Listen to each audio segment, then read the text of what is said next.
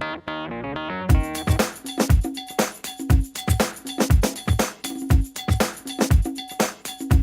and welcome back. Today we are going to learn how to make strawberry pancakes, only this time we're making the syrup. Doing today consists of a lot of cooking. This is seriously only going to take 5 minutes.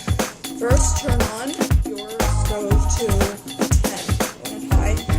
I have already begun melting the strawberries. They're whole frozen strawberries. You can get these at most stores. So just pour in your pan the whole strawberries. They should be partially frozen. As we're making the sauce, we need to chop up the frozen strawberries. So what I'm doing is they're mostly melted, so they're very soft. Just take the rubber spatula and just break up the larger clumps because you want this to be a sauce. So just continue doing that until it's nice and smooth. Start seeing profuse bubbles. Turn it down to a medium.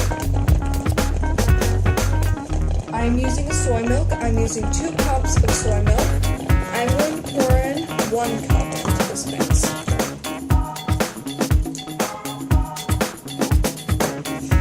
And I'm just going to stir that.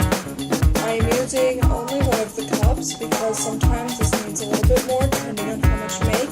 This should be making a nice light pink color right now. So I'm just going to mix this. Now that I've added my milk, so I have about 1.5 cups, more like 2 cups of whole frozen strawberries. So pour those all in, make sure they're nice and soft before you start breaking them up. Break them into a very smooth syrup and add 1 cup of milk, maybe 2 if you want to. Here is 1.5 cups of powdered sugar. I'm going to pour that into my mix and just stir it. Now I might need to add the other cup of milk if this gets too thick.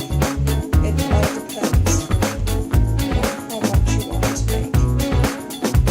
So just mix until it's nicely blended. Now that I've blended the powdered sugar, strawberries, and milk together, I need to add the last and final ingredient to this, cornstarch to thicken. Add in just a very, very small amount, maybe even just like a tablespoon. Mix it really well. The directions on how much water to put to the cornstarch will be in the package. So make sure it's nice and smooth, and then this should be like milk consistency. So now that my stove is on a medium, I'm going to turn it up to about 8. And I'm going to pour in a tablespoon. Now immediately after pouring that in, you're going to want to stir it. Very small amounts, remember, but it goes a long way with cornstarch. Stir it until it gets nice and creamy. It should never get like chunky. So just continue stirring.